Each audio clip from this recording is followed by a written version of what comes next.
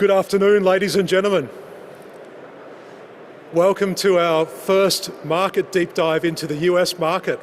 My name's Stuart Mullen. I'm the Chief Operating Officer at the Global Wind Energy Council, and on behalf of GWIC and RWE Renewables and WindEurope, we'd like to welcome you to the Global Market Theatre.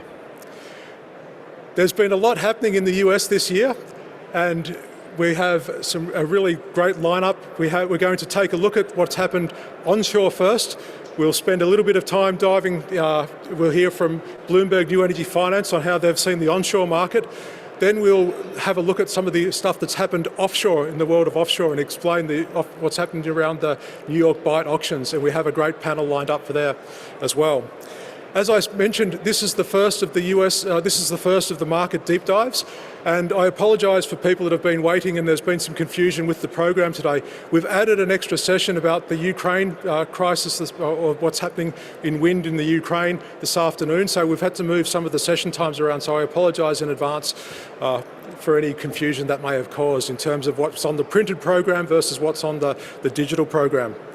As I mentioned, this session is part of the Global Wind Report. The Global Wind Energy Council yesterday released the annual Global Wind Report, where we have a look at what's happened around the globe, and of course the US is a really interesting market. And I'd like to introduce our first speaker today, Chelsea Jean-Michel, from a US wind analyst at Bloomberg New Energy Finance. Chelsea, welcome to the stage. If you'd make her welcome, please.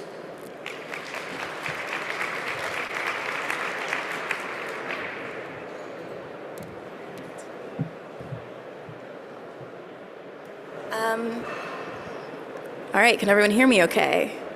Great, so hi everyone. As Stuart just mentioned, my name is Chelsea Jean-Michel. I'm the US wind analyst at Bloomberg NEF, and it's my pleasure to be here speaking to you today about the US wind market, both onshore and offshore. So I'd first like to start today by chatting a bit about onshore. Let's see if we can get the clicker to work. There we go. So onshore wind, we're viewing the market as kind of being plagued by three main issues. So one is congestion, two is supply chain disruptions, and another is tax credit uncertainty. And because of these three different dynamics at play, we do expect to see a slowdown in near-term build. But I'm aware that we're at a conference in Europe right now, so maybe it would be helpful to level set and think about the geography of the US. And so most wind build in the US to date has been in the middle of the country, so in that wind belt. So blue, you can see MISO, gray and SPP, and red and ERCOT. And this is predominantly because you have some of the strongest wind energy resources in the country here. Thus leads to higher capacity factors, thus pretty favorable project economics. And so if we take a look at our US wind forecast, including historicals, you can see those colors really dominating build in the past, but starting to slow down a little bit as we project into the future. So again, ERCOT, Texas in red, MISO in blue, and SPP in gray. And the story of US wind is really a story that is driven by tax credits. And in the US, specifically the production tax credit, or the PTC. And you can see a really good example of this if you look at that first record year, 2012. This was the last year that developers had to commission projects under the PTC, and then you can see how the market essentially collapsed in 2013. And so we do not expect to see a market collapse completely, because there's a lot more demand for renewables now than in the past. But you can see how we saw our second record year in 2020, because this was initially one of the last deadlines that you had to commission a project under the 100% PTC before it then commenced a phase down schedule. This since has been extended, but you can see that as we anticipate the PTC to phase down until 2025, which is the last year projects have to commission, we expect to see a slowdown in near-term build. So in addition to the production tax credit, congestion in these markets, right? You can't simply build and build and build and build and build without any consequences. And one of the markets in which we see congestion being a severe issue is in ERCOT, for example. And so if we take a look at one of the ways in which we measure congestion, if the slide will move forward with me. Okay, there we go. So what you're looking at on the left is a chart mapping the wind realized price, so the price that these wind projects receive for their energy, as opposed to the around-the-clock power price. And what you can see on the left in ERCOT West is that the wind realized power price is significantly lower than the around-the-clock power price, meaning that the value of wind power is valued less in these congested regions than, say, in ERCOT South, where it's a lot closer. And so another way to look at this is regionally, right? So the red dots represent the places where wind energy is valued lower, whereas the greener dots are the places where wind energy has a higher per kilowatt hour value. And you can see wind on the left and solar on the right. And generally here, you see the deepest reds where there is the most congestion and the lowest value. And so because of these issues, we start to see developers looking to different regions, different markets. So let's look outside of the wind belt, outside of MISO, SPP, Texas. And one of the regions that we've heard consistently come up as being very interesting is this Pacific Northwest, Mountain West region. And this is for a couple of reasons. One is that you're right beside California, which has fairly high renewable energy targets, and so you have access to interconnect into the CAISO market, where it is very difficult to permit a project. However, you also have very high utility demand in this region. So utilities like Pacificor, like Xcel Energy, they've put out requests for proposals or are also integrating into their integrated resource planning wind build into those plans for the utilities. And so this is why you can see that region kind of going up. And kind of highlighting that a little bit more, here what you're looking at is a chart of the different types of off-takers in the US for solar on the left and wind on the right. And generally, if you look at that blue color, that's utility PPAs for wind. And you can see that that takes up quite a large portion of the US onshore wind market. You can also see utility-owned wind build in teal. Another large portion is CNI in purple. And if you collect all of those together, then those are the majority of the off-takers for wind in the US.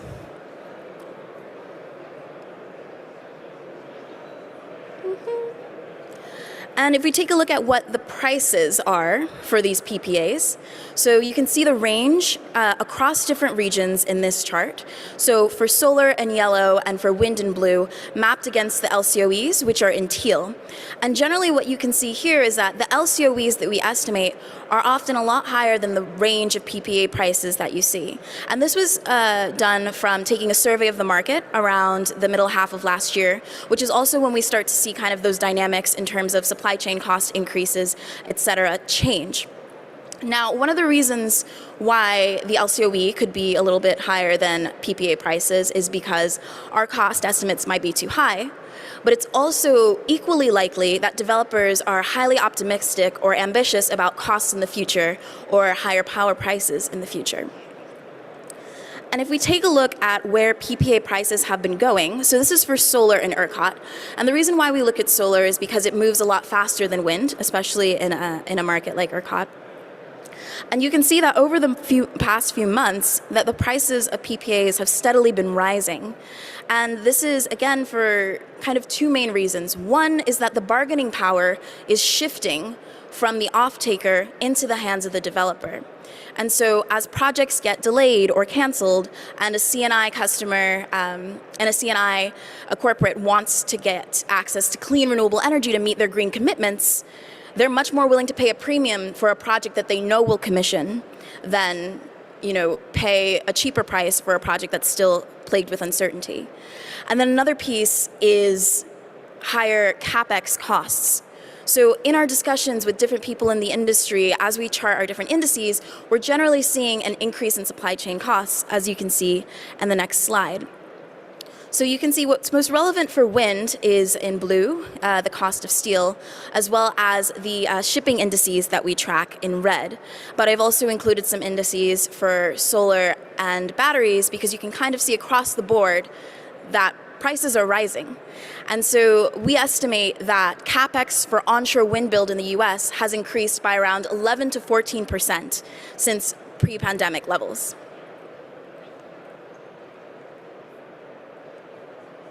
And the last thing I'd like to touch on is the PTC, the production tax credit.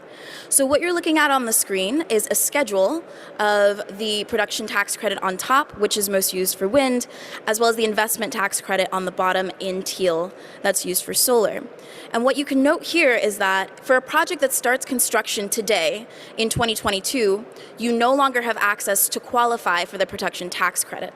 However, if you did qualify for the production tax credit in the past, then you have until 2025 to commission those projects. Now, you might remember a little bill called the Build Back Better bill that was thought to be passed in Congress around December before it was rejected by Senator Joe Manchin. And we did an exercise to see what tax credits proposed in the Build Back Better bill might do to U.S. wind LCOEs as well as U.S. wind build. So first, if we take a look at what it would have done to the tax credit schedule, here you can see it's been extremely simplified and it's been extended. And so you get access to 100% PTC all the way until project's commissioning out till 2030. And if we take a look at what that does to LCOEs, what you can see is here, for example, we're looking at PJM as a region. But for both solar and wind, even though under the current schedule, as tax credits kind of phase out, we expect the LCOE to slightly rise and kind of come into terms with the PJM power price range, with a 100% PTC that's extended through 2030, you can see how that falls below the power price. And so then it becomes a lot more competitive with existing technologies. And then lastly, if we take a look at what it would have done to onshore wind build. So this was another exercise that we performed to see what would the PTC do to renewables build in the US. And we generally found that it would increase build by around 40% or 33 gigawatts, which is a significant chunk that's being foregone without the extension of tax credits. So with that, I'd like to take a second to talk about offshore wind. So offshore wind is a very exciting industry for the US right now. After being stalled for many years, there finally seems to be some energy and excitement around the sector. But that being said, here you're looking at the entire installed offshore wind capacity of the US to date. So that's 7 turbines. You see 5 installed off Rhode Island in 2016 at 30 megawatts, as well as 2 turbines installed in federal waters for the first time off Virginia in 2020. So why is it that we've seen offshore wind be delayed and be stalled for so many years? And I've picked out a few reasons that I think are particularly of note.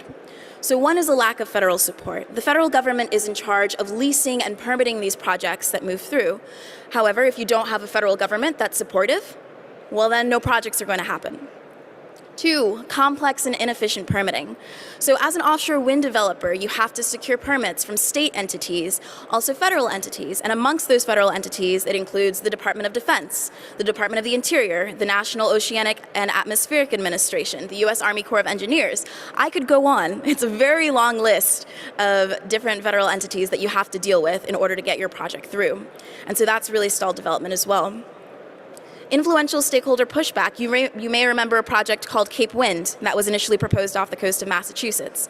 This essentially failed in large part due to lawsuits from influential landowners off Martha's Vineyard who said, I don't want to see those turbines off my house. And then a lack of off-takers. So offshore wind was seen as a fairly risky, expensive technology. There wasn't a lot of demand for it from states or corporates, or any entities for that matter. And so then that kind of made it really difficult to secure revenue for your project and get it built. But things seem to be aligning for the better.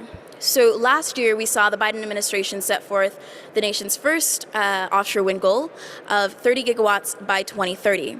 We also saw his administration put forward a leasing path for 7 lease auctions by 2025, as well as put forward some goals in permitting, which then flows into that second point in that there's been a significant uptick in permitting activity. So last year, we saw 9 project plans get initiated by the Bureau of Ocean Energy Management.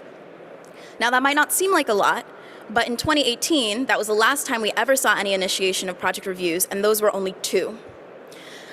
And then in addition to kind of fixing this complex and inefficient permitting piece, the Biden administration has committed itself to an all-of-government approach. So I mentioned all the different federal entities that are involved with pushing the projects through. This is the Biden administration's way of saying, let's get them all talking to each other and push them through as efficiently as possible. Projects are also sited further out. So Cape Wind that I mentioned was around 5 miles from shore. Vineyard Wind, which is set to be the nation's first offshore wind farm, is 15 miles from shore. So that helps kind of mitigate some of that stakeholder pushback that you'll get. And lastly is that now you have states really driving forward a lot of the demand for offshore wind. So to name a few, you have New York with 9 gigawatts by 2035 being their target, New Jersey at 7.5 gigawatts by 2035, Massachusetts at 5.6, etc.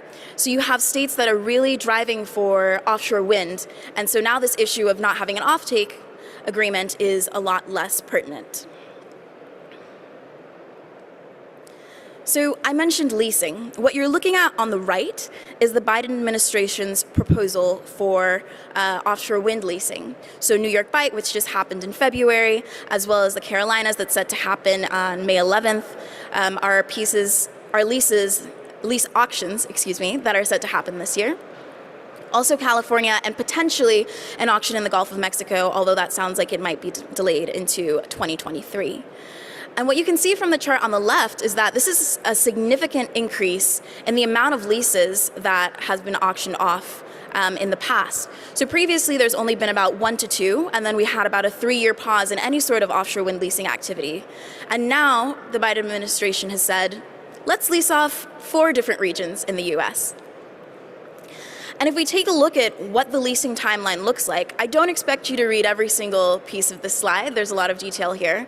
But generally what you can see is that in the past, the leasing process for the US has taken anywhere from around 4 to 6 years. And this is simply because of engaging with many stakeholders, doing different plans, soliciting those comments, incorporating that into documents. And with this leasing path forward, you can see how the administration is really trying to smush that process and speed it up so it can be more efficient. And to just take a look at what we saw in the New York Bight lease auction, here what you're looking at on the y-axis is the dollars per acre. I'm sorry, it's not in square kilometers, but we're American. And then on the x-axis, you can see the total acreage, with each bar representing a specific lease area. And if you look at the New York Bight in blue, it overshoots all previous US lease auction prices by orders of magnitude, extremely large. But if you compare it to the UK Crown Estate round leasing that we saw last year, it roughly falls in line. And so I think it's really interesting to look at this visual and see the US only has 7 turbines spinning off of its coast, and yet developers are willing to pay as much as they paid in the UK, which is one of the world's most mature offshore wind markets, to develop here. So I think that really shows the value that the US market has. And if we take a look at who are some of the lease winners, we have RWE, who's going to be joining the panel, as well as CIP. Congratulations to you both on winning these seabed leases here. And RWE, this is their kind of first time winning a lease in the US, but very experienced offshore wind player elsewhere. CIP and Ocean Winds, these are groups that are very active in the US offshore wind space already, as well as Shell and EDF. But then you have a newer player in terms of Total Energies entering the US market and offshore wind, as well as Invenergy, who's a huge US onshore wind and onshore solar developer, but they're dipping their toes into offshore wind for the first time here. Again, very detailed slide. I don't expect you to read all of this, but in terms of the next step for these projects that are cited on these leases, we look at about 8 years, right? And so this includes kind of doing the first site assessments of the area, and then developing those project plans. Once you develop those project plans, bidding into a state solicitation to get your subsidies, receiving final approval from the Bureau of Ocean Energy Management, achieving financial close, and then of course constructing and commissioning the project. So 8 years is around what we look at BNEF, and we don't think that any projects from the New York Bight are going to be realized until around 2030. And if we take a little bit more of a deeper look into state targets, right? So the state solicitation piece of that timeline. So I already highlighted a couple in terms of New York, New Jersey, Massachusetts, but generally what you can see is that a lot of states have already made significant progress towards procuring their offshore wind capacity. Now these aren't turbines in the water, these are contracts that they're saying they're agreeing to pay developers for their power. But generally, most states are making fairly good progress. The ones that have not made the most progress, so North Carolina, Oregon, Louisiana, these are states that have recently set their targets sometime in the past year or so.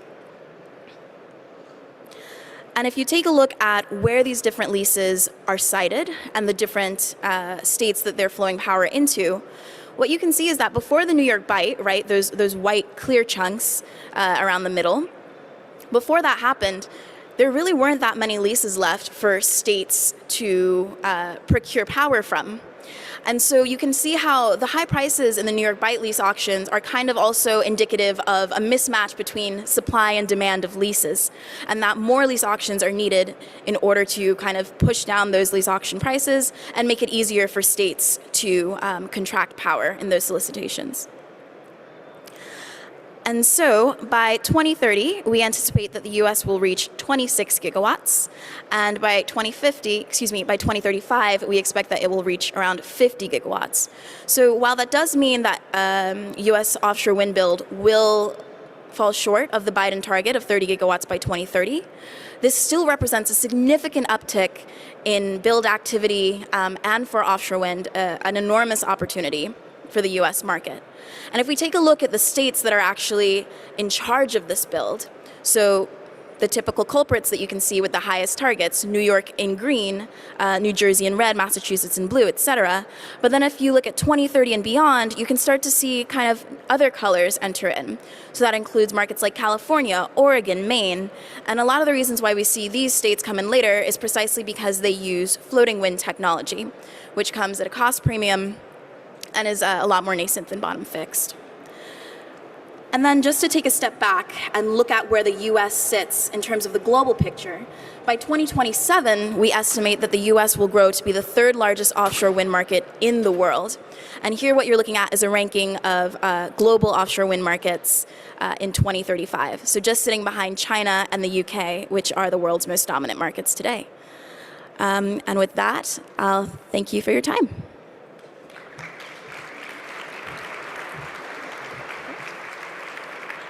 Thank you very much, Chelsea. We'll actually get you to stay on the stage. Yes, please, just take a seat. So thank you very much for that very interesting look at the US. It seems that from what you've been saying, there's a lot of wind left onshore and offshore in terms of opportunity. There's still a lot we could be doing more, and this is also one of the things that we have to do as an industry. We have to look at making sure that wind isn't a scarce resource, and that. Anyway, without any further ado, I'd like to introduce the rest of today's panellists. I will start with Brian O'Neill, Director of Global Offshore and Power Generation Segments at Lincoln Electric. Brian? If you'd like to join Chelsea at the end there. Thank you. I'd also like to introduce Jutta Dissen, Executive Vice President of Partnerships and Transactions and New Markets at RWE, and the big winners of the largest seabed in New York Bight. Congratulations, Jutta. Thank you. And also Michael Hannibal, a veteran of the wind industry and a partner at CIP, Copenhagen Infrastructure Partners. Michael, welcome on board. Thank you. And to moderate today's panel, I'd like to introduce the President and CEO of the US Offshore Business Network in Liz Burdock. Liz, welcome. Sorry. No, you're fine. I'm good. Thank you. And so we'll have an interactive question and answer section. So for those people watching along on Zoom, please put your questions in the chat and we will, or in your Q&A section, and we'll try endeavour to get to as many of those as possible. If you have a question for any of the panellists in the audience, please raise your hand and we'll get a handheld mic for you as soon as we can. So without any further ado, Liz, take it away, please. Great. Well, thank you. Thank you, Stuart, for inviting the Business Network to moderate this panel. We're extremely pleased to be here because we're very, very excited about offshore wind in the United States. And I want to thank Chelsea for your great presentation on the market and where we stand. I think that gives everybody a really good context for how the market looks in the US. I would add, though, that we have two commercial scale projects that have gotten our green light approval have started construction. So those small 7 turbines will soon become hundreds of turbines over the next year. So I think that picture will change a lot between this time next year. So with that, I want to really thank my great panel for being here with me today. I have a wonderful panel of offshore wind veteran, as Stuart alluded to. I think Michael goes all the way back to Cape Wind, I think, right? Yeah, Right. with some, is it on? Can you hear me? Okay, with some cost in that project, and so now it's great to be back in US, really doing construction work. So I appreciate that. Great. And Yuta, welcome to the U.S. offshore wind family with your new lease in the New York Bight. So it's great to have you. Chelsea, again, great overview. And Brian, it is wonderful to have you here from Lincoln Electric representing the supply chain. So let's get started, and Chelsea presented some challenges that we have in the U.S. So why don't you give me your perspective from your company, Michael, on what you think the greatest opportunity is for offshore wind, and I'll just go down the line with each of you. I actually think there's a lot of opportunities. It's correct. I started traveling in US more than 10 years back, 12 years back maybe, in offshore wind. A lot of the individual states had the idea that they should all of them have their own supply chain of everything, and then base it on 600-700 megawatt. So the fact that it's now talked in gigawatt is a major thing. The fact that we start seeing the states looking at it as a region is a fantastic opportunity. Then I think US have a fantastic opportunity in taking the best from Europe and then basically say, how can we do it a little bit smarter and a little bit greater and a little bit faster? Because there's a fantastic opportunity in that. So we look at US and US offshore being a fantastic opportunity to basically take the best of what's done in Europe and then simply do it just a little bit smarter and then beat Europe. Because you cannot beat coal, that's already done. You cannot beat gas, that's already done. So beat the smartest places by doing the best and then improve a little bit. Great. Happy to add what Michael said. Obviously, we are extremely happy to have won that lease with our partner, National Grid, and I'm sure we talk about partnership a little later, and I think that's one opportunity for the US. I think there's a lot of partnerships with US companies. We have been in the US market for years. We have quite a big portfolio of over 4 gigawatt.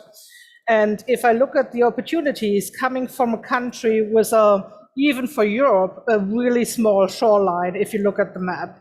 And if you see the numbers that Chelsea presented about Germany being one of the top nations in offshore wind, and RWE playing in that market as well as the UK, and then you compare to the US coastline, which is enormous. It's multiple times that of the European countries. The sheer potential becomes very visual. And the way we look at it is that the East Coast, with the load centers in the upper northeast of the US, are of course one of the first markets. And we, admittedly, we were very late to that party, but the way we look at it is a scale game. And I think that's for the offshore wind developers like ourselves, but also for the supply chain, an enormous opportunity, because the scaling opportunities are much larger than in many European states. And if you don't look at it state by state, but as a region, I think the potential is enormous. If you transfer New York and then go south to the Carolinas and upcoming auctions, the Gulf of Mexico, when you can actually couple with hydrogen, which is the upcoming technology that's just going through a catalyst phase with the Ukraine crisis, and then moving on to the floating offshore potential on the West Coast. I think there's a lot ahead of us that we can use to actually make the world greener and more sustainable. So we are very excited about these opportunities. Yeah, I think, you guys hear me? I can't. I think not. Okay, No. here I am. No, yeah, I think just to kind of echo what Michael and Yoda have been saying, I think that there's a huge economic development opportunity in the US, especially in the supply chain, right? These are massive infrastructure projects. And the Biden administration has been very straightforward about wanting to build US jobs, US clean jobs, US manufacturing.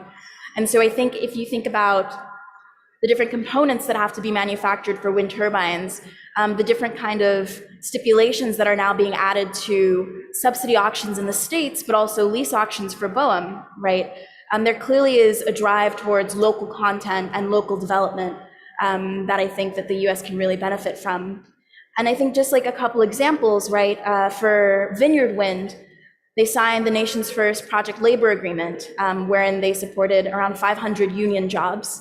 And if we think even outside of the Northeast, right, outside of the labor there and the port development there, US offshore wind kind of has this opportunity to build up the supply chain all across the country. So in Louisiana, which is where they kind of worked on building a substation for Block Island, right, the US's first offshore wind farm, or also in Texas right now, where they're building the US's first wind turbine installation vessel that Dominion's invested in, right? And that's estimated to produce around 700 jobs. So if you think about all these different pieces, right, many different states regionally, right, have an opportunity to contribute to the huge opportunity that is US offshore wind.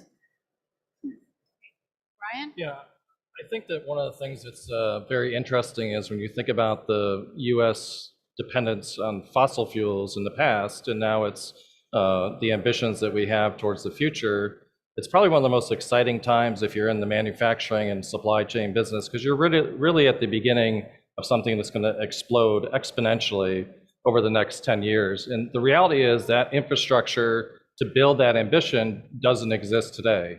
And that means in order to meet that, there'll be significant economic development across a number of states, a number of supply chains, and as everyone's mentioned, workforce development, key suppliers and others involved in that are going to lead the way towards achieving that ambition. Great.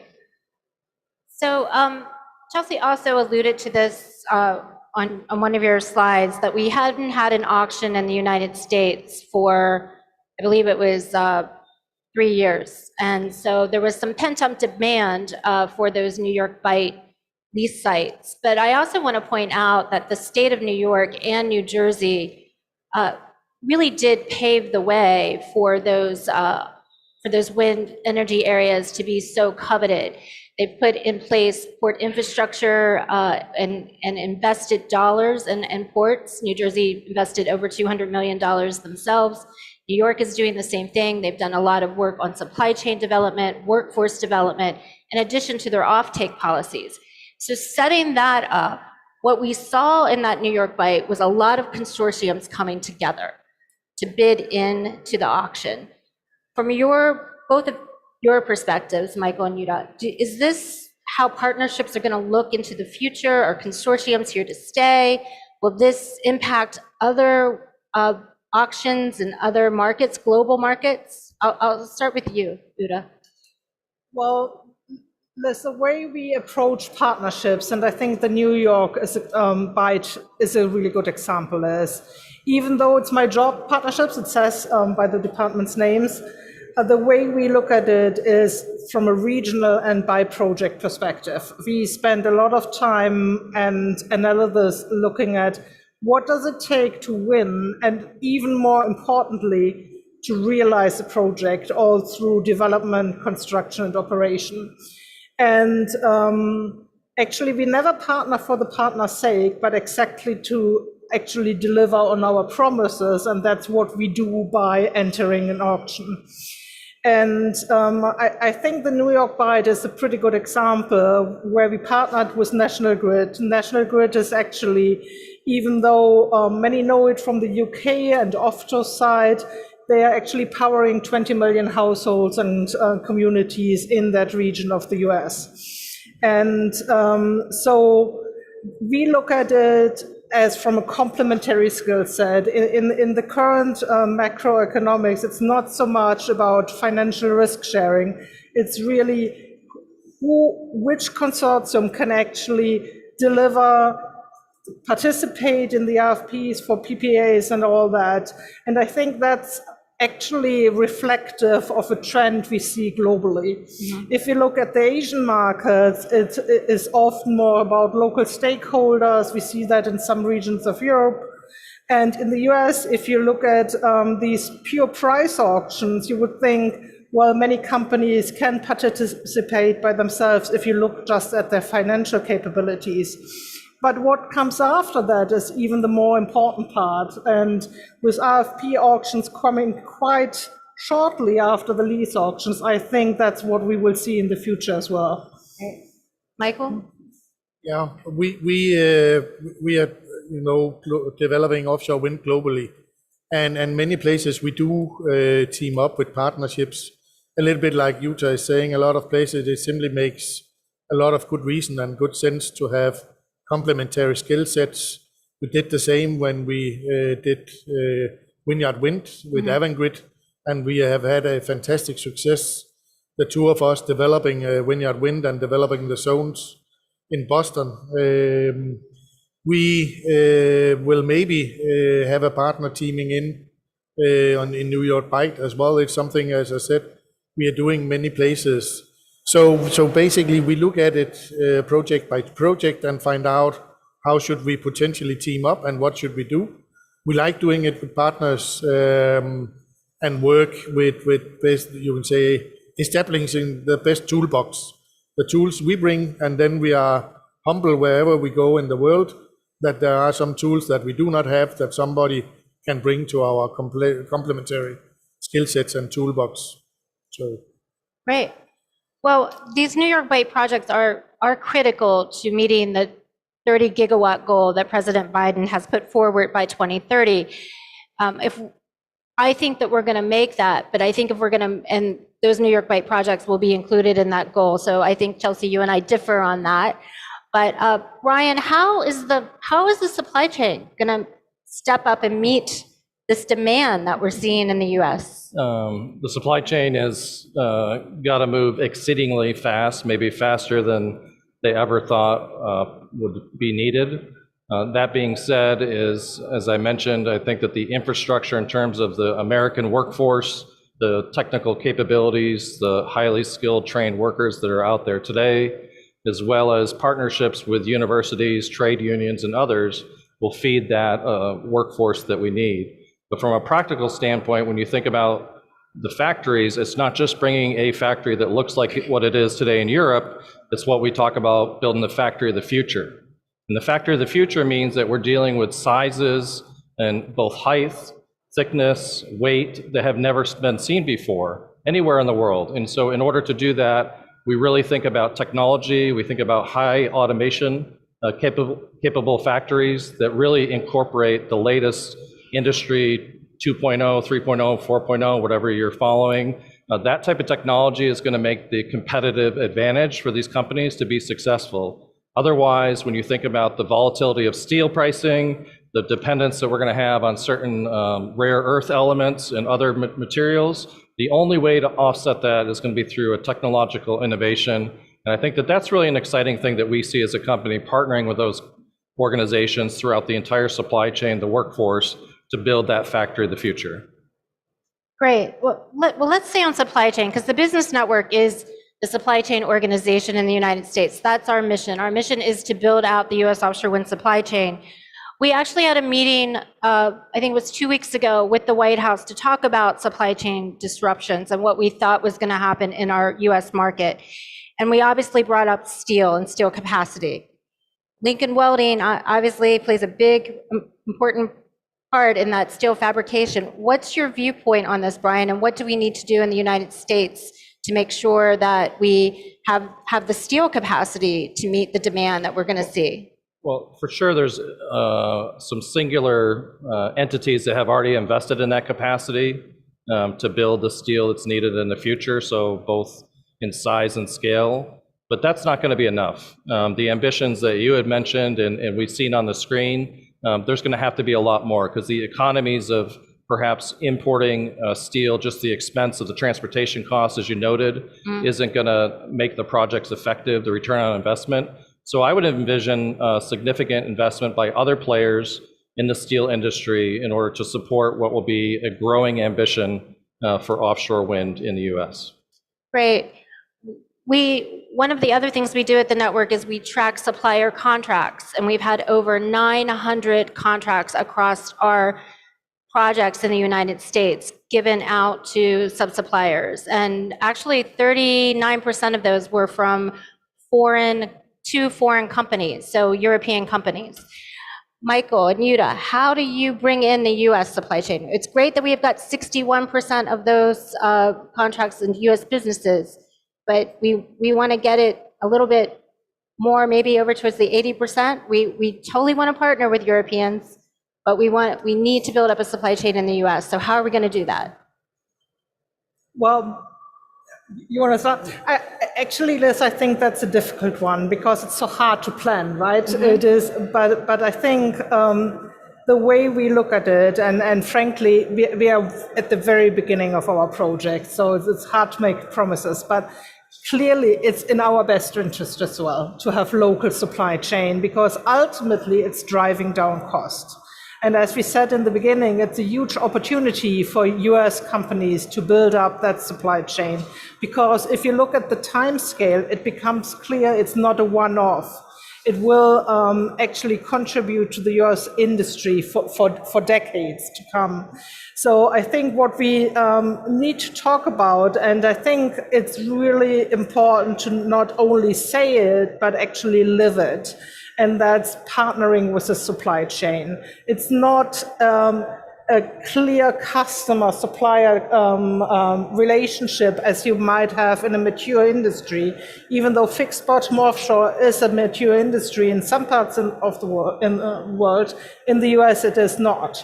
So it is both on us as developers and the supply chain to actually get together, to work on engineering skills, to have a vivid exchange of what is needed, to allow the local supply chain to build up their capabilities, find the right people. And that's only possible if you view it as a true partnership and not just like a shopping for foundations and steel and mills. And I think you always win projects in the details. The better we align as developers with the supply chain, the higher the quality and the better the investments are by the supply chain. So that's how we look at it, and would like to not only on a US basically continental side, but also talk about local supply chain, make sure that the communities in the New York region are working on it, that it's attractive for the job market. And because let's be honest, the supply chain problem that we are facing is a people problem in most parts of the world. It is getting the right people. We have a shortage of skilled workers, and we need to work with everybody involved, starting with education at university and then the supply companies themselves.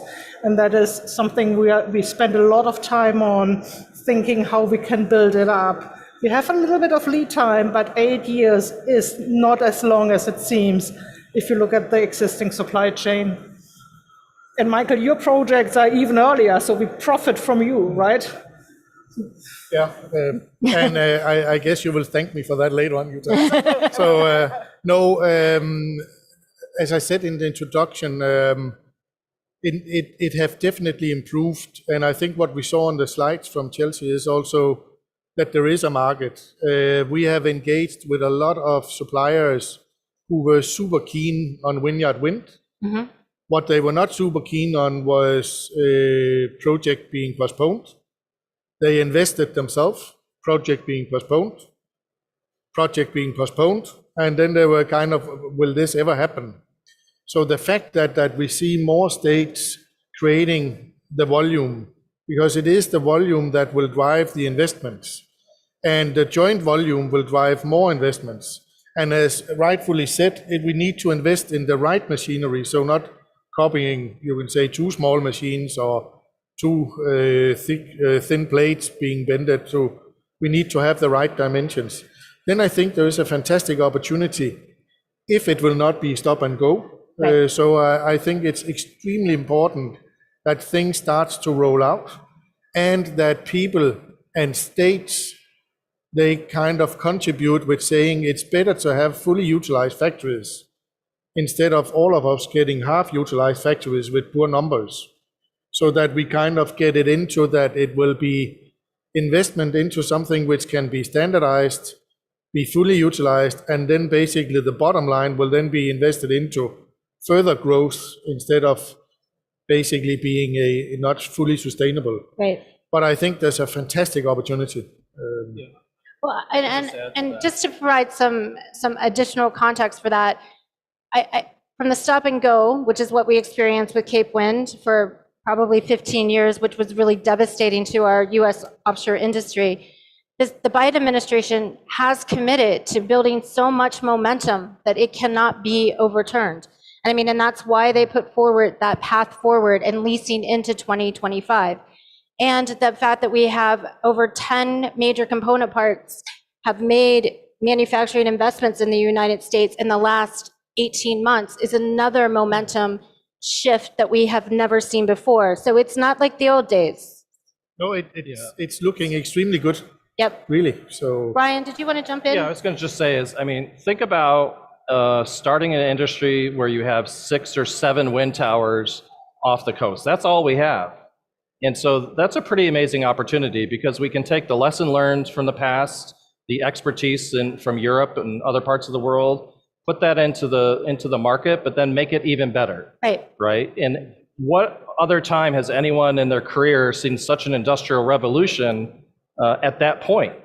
You know, it's never existed in my 26 years of being involved in this kind of stuff. And so it's a great opportunity for companies that have thought about it, want to diversify themselves, want to look at other opportunities to expand their portfolio and do these partnerships and work with the different entities.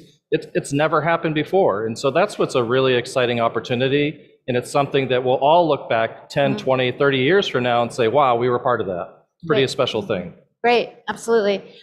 Stuart, I don't know if we have any, I want to open it up to the audience to see if there's any questions out there. If you have a question, please raise your hand. I mean, I'll continue to ask this great panel some questions, but if something comes up, please raise your hand and let me know. And I want to ask, we have one right here.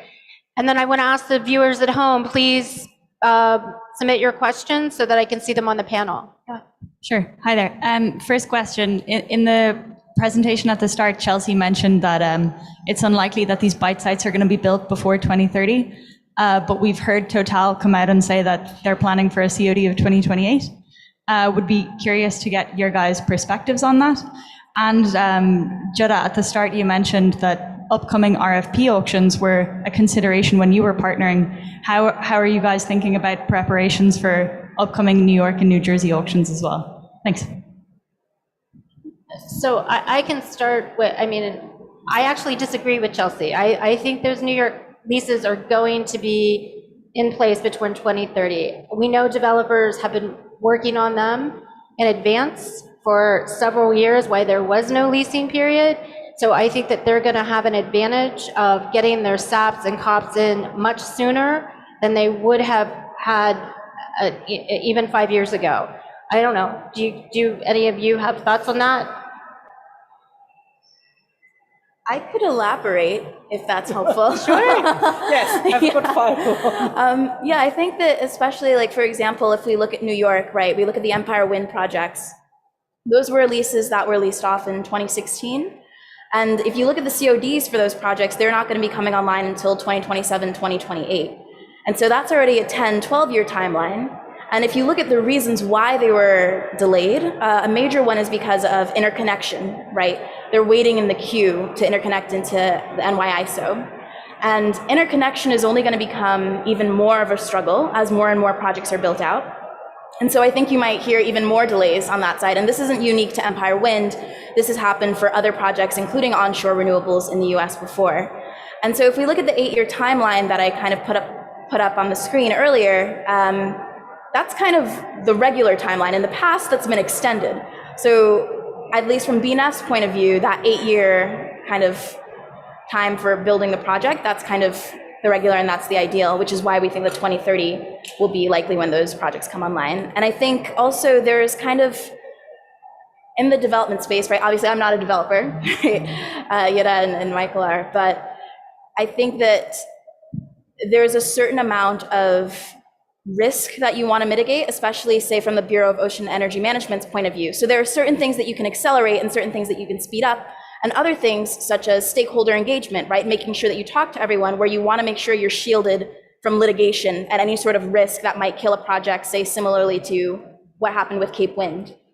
So I think that there are certain things in the process that could be afforded to be sped up, other things that perhaps cannot be, in order to kind of mitigate risk. So that's kind of my thought there. Do you want to address? Yeah, for sure we are in a good position having a portfolio of projects. And of course, what we like to do is basically develop the projects and get them to a financial investment decision and get them to operate.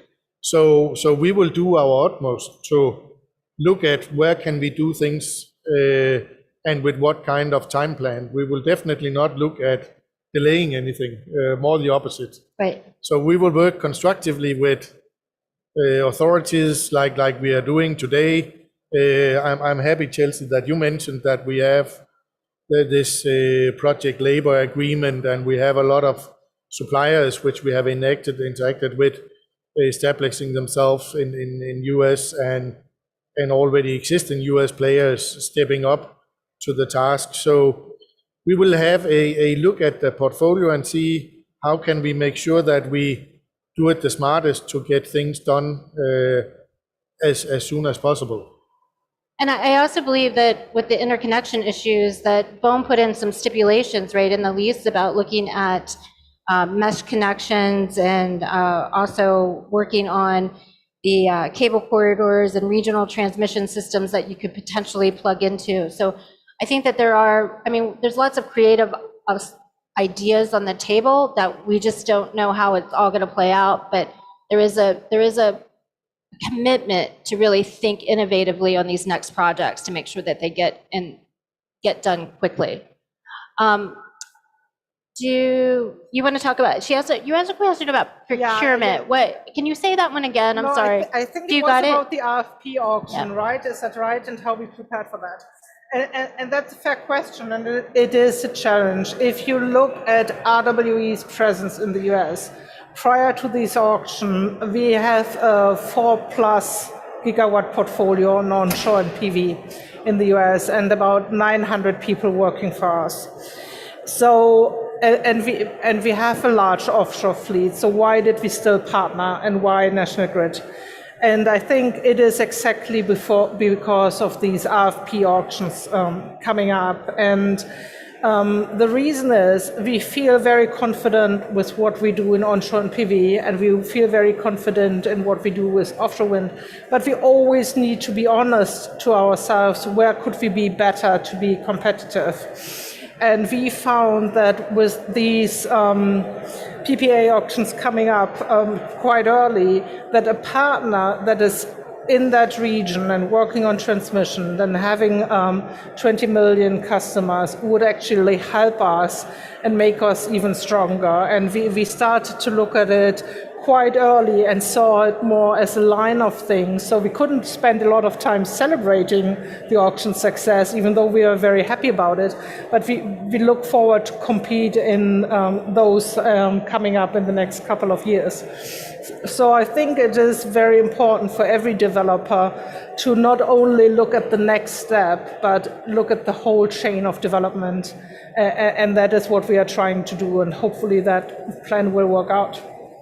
Great. So I think we're about at time, but I want to give my fabulous panelists 30 seconds to close out and give us one parting thought about the U.S. market. Brian, I'll start with you and we'll go, and I'll end it. So Brian, go ahead. Yeah, like I said before, it's an exciting time. It's something that none of us will have ever seen before in terms of industrial expansion. So my word of advice is, if companies want to participate in the wind industry, now's the time to jump in. You need to move very quickly.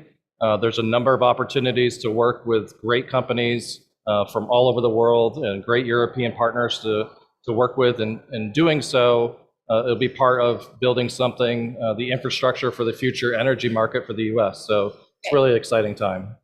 Chelsea? Yeah, I think I'll just say very quickly, I mean, you saw the slides that were presented. Huge growth opportunity in the US from just 7 turbines today, and the 2 projects that Liz mentioned recently got permitted. So I think the key thing is realizing these projects, right? We can lease off seabed, but what actually needs to happen for those projects to actually get those turbines in the water? So that includes permitting, making sure that's efficient, it's transparent, transmission, making sure there's access, and that we're dealing with, some of the creative ways of thinking about transmission for offshore wind. And of course, supply chain development, which was a big theme on this panel. So making sure that we get from this thought process or this ethereal notion of US offshore wind being a big growth opportunity and actually realizing it and putting it in the water is going to be, I think, big news. Yes, and I would like to add to that, we are very passionate about seeing those turbines spin, but also in the near-term future, what I find the biggest challenge and at the same time, the biggest opportunity is to see the next upcoming auction, because they will all be very unique by itself. We saw a huge shift in LCOEs due to the Ukrainian crisis, and that will have some impact potentially on future auctions that are coming up this year or next year. And the next auctions, they will be very different to the New York auctions because they have different components. It's a hydrogen component in the Gulf of Mexico, it's a floating, it was the first one in California, but actually moving up the coastline to see LCOEs and auction prices develop there will be fascinating, and I'm really looking forward to that, and maybe potentially something to share on one of the next panels, how we look at those. And I believe that's extremely exciting time, and it seems the offshore wind development that started in Europe a lot earlier, you see now very much condensed in the US, and that's super exciting to me. A short version about US, definitely the introduction being a veteran, having worked with Cape Wind for many years, made me an offshore US veteran at least. Sitting here today is fantastic, having taken investment decision, building what will be the first large-scale commercial big offshore wind farm in US. It's fantastic seeing the gigawatts being planned, having our own portfolio of gigawatts that we can develop, establish synergies, having the fact that we can supply electricity from New York and upwards to New England from clean offshore wind. Having this rolled out in US after having been traveled there so many years, it's just so great. Yep. It is great. And so I'm going to close it out by saying, what I personally think drives offshore wind in the United States are the states and our governors. And I want to invite you all over to our booth, which is right there, to meet with many of the state representatives. We have states from Washington State, North Carolina, Maine, New York, Maryland, Virginia, there to talk to you. We also have private sector companies that want to talk to you about partnering. So if you're interested in the US market, come on over, talk to us. We'll continue the discussion, and thank you so much for being here. Great. Thank you.